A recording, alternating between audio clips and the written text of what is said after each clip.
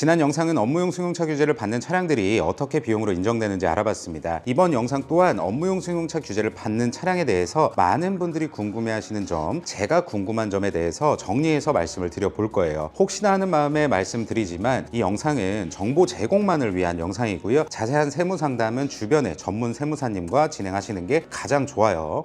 첫 번째로 이런 분들은 거의 없으실 텐데 감가상각 비용과 유지비를 더해서 1,500만 원 비용 처리된다라는 게 내가 낼 세금에서 1,500만 원이 줄어드는 건가요? 라고 궁금해하실 수도 있어요. 안타깝지만 아닙니다. 차량에 들어간 감가상각비, 유지비, 이자 등을 손비, 즉 비용으로 처리하면 그만큼 회사의 과세 표준이 내려가는 거죠. 즉 순수익에서 차량으로 비용 처리한 만큼 줄어들게 되는 거고요. 그래서 실질적으로 줄어드는 세금은 1,500만 원 곱하기 여러분들의 사업장에 적용된 세율만큼이에요. 예를 들어서 법인세율이 22%라면 1,500만 원 곱하기 22%, 330만 원 정도가 세금 절감 효과가 있게 되는 거고요. 반대로 세율이 10%인 개인 사업자라면 같은 1,500만 원이라도 세금이 약 150만 원 절감되는 셈인 겁니다. 이것도 은근히 많이 여쭤보시는데 사업 안 하는 직장인도 경비 처리가 되나요? 간단하게 말씀드릴게요. 해당 사항 없어요. 직장인은 안 됩니다. 세 번째는 중고차 구매해도 사업용 차량으로 인정되나요? 그리고 비용 처리는 어떻게 되나요? 중고차도 새 차와 똑같이 업무용 승용차로 인정받습니다. 사업용으로 사용할 수 있고요. 다만 취득가액에 따라서 5년 정액법으로 감가상각을 하되 연에 800만 원 한도가 적용이 되고요. 운행 기록부를 작성하지 않으면 감가상각 플러스 유지비를 합친 연에 1,500만 원까지만 비용으로 즉시 인정되는 건 똑같아요. 취득세는 차량 가격의 보통 7%고요. 중고차 매입 시에 부가세 공제는 업무용 승용차 규제를 받는 차량은 원칙적으로 불가능합니다. 신차랑 똑같죠. 그리고 복식부기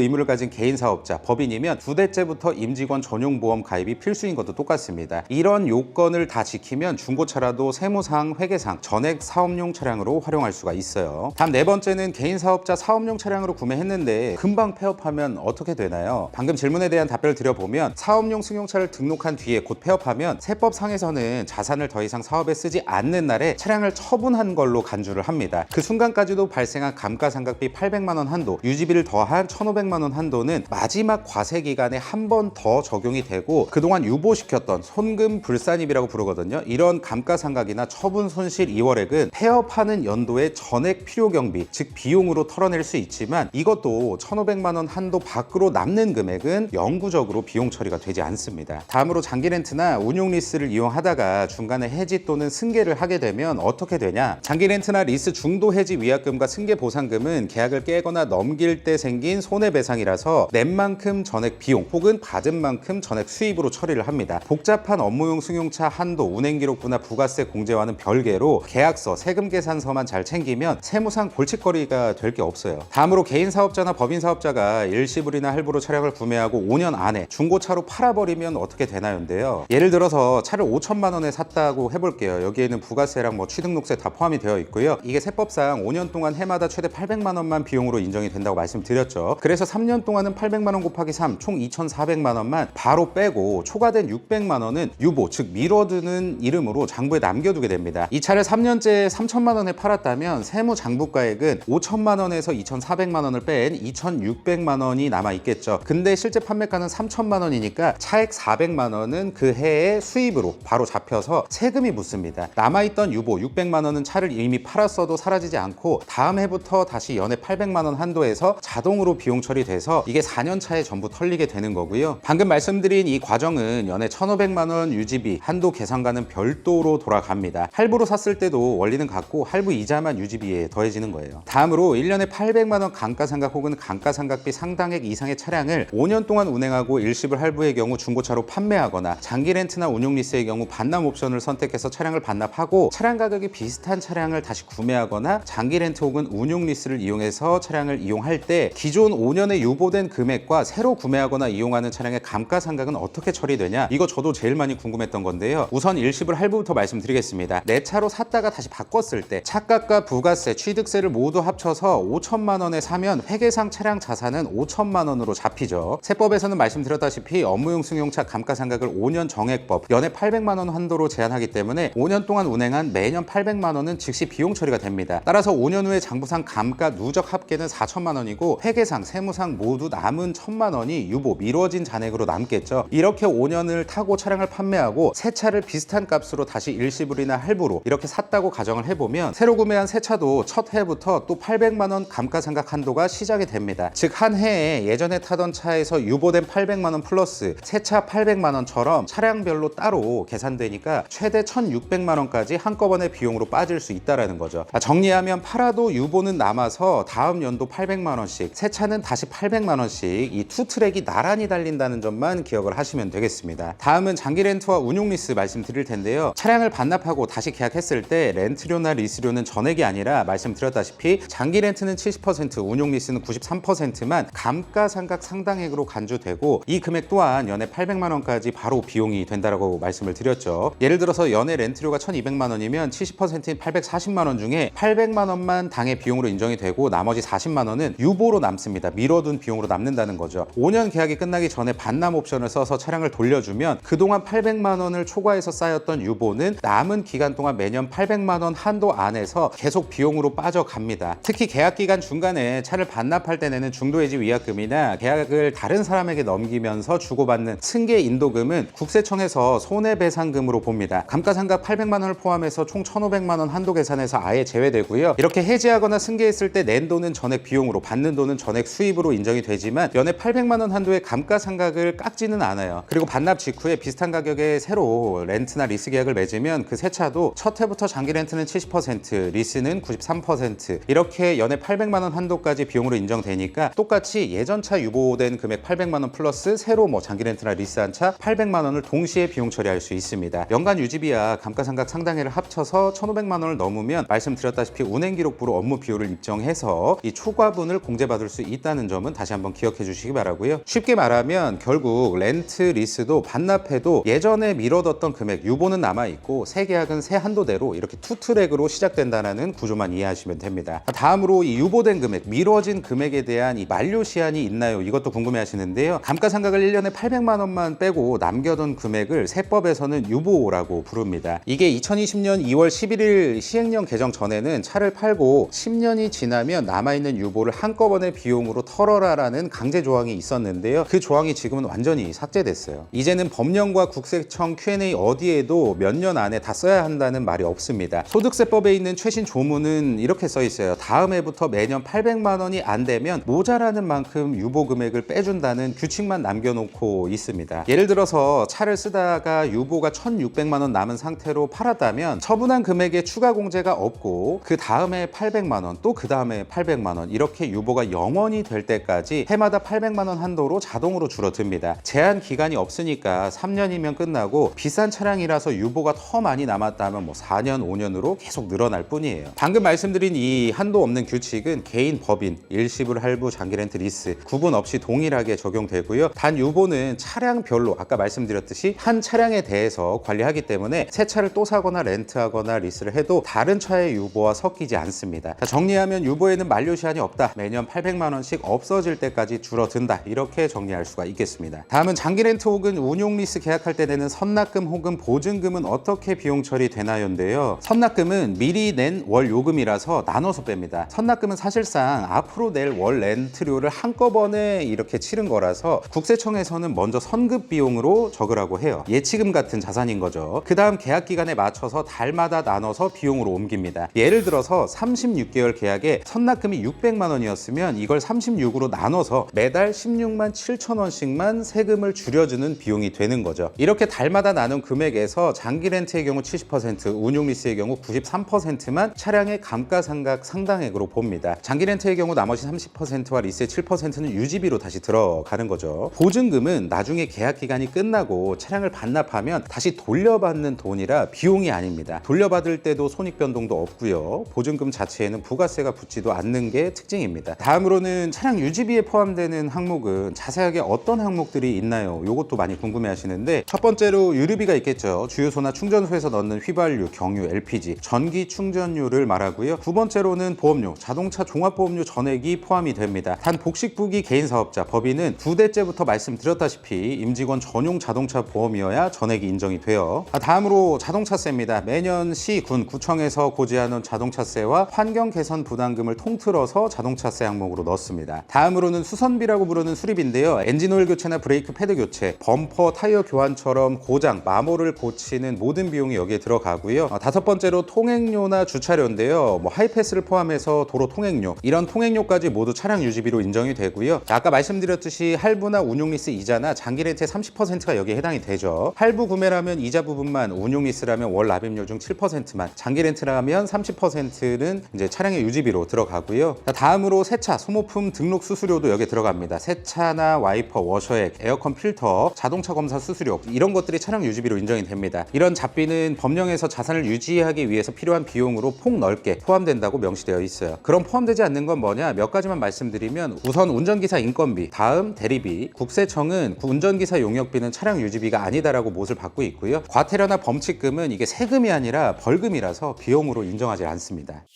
이번 영상은 온라인에서 많은 분들이 궁금해하시는 것들과 저도 사업자로서 궁금했던 점들을 모아서 일부만 정리해봤습니다. 이외에도 너무 많고 다양한 질문들이 있겠지만 그 궁금증들은 전문 세무사님과 상담을 하시기 바라고요. 그리고 올해 종합소득세 혹은 법인세를 내시고 업무용 승용차를 알아봐야겠다 싶으신 분들은 이 영상 고정 댓글에 있는 링크를 통해서 알아보시면 좋은 조건으로 알아보실 수 있으니까 편하게 알아보세요. 일시불 할부 장기 렌트 리스 중에서 여러분들이 원하시는 모든 방식으로 견적 신청이 가능합니다. 다음 영상에서는 이 장기 렌트와 리스 관련해서 자세하게 해당 상품의 장점과 단점을 비교해 보도록 할 거고요. 영상 시청해 주셔서 감사드리고 항상 여러분들의 사업을 응원하겠습니다. 시청해 주셔서 감사드리고요. 항상 건강하십시오.